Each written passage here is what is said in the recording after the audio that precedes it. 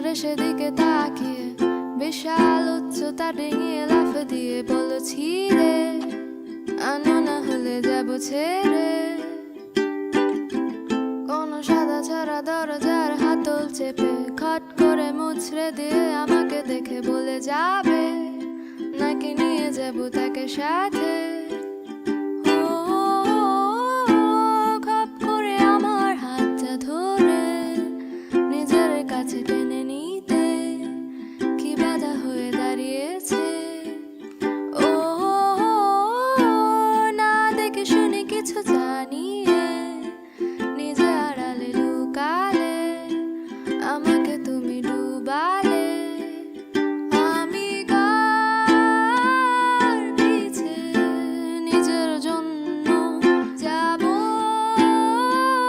কেটে।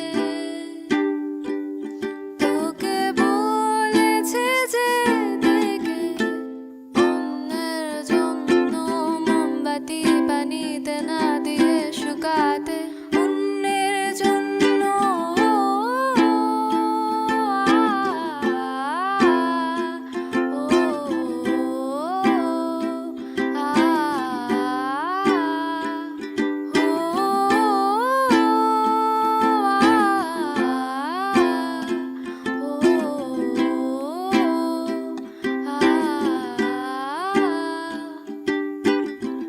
ভুল করে তুমি একটা দেশলা হাতে চুলার আগুন তার কাছে যেতে গিয়ে গেলে পুড়ে, আমি না হলে জ্বলে যেতে।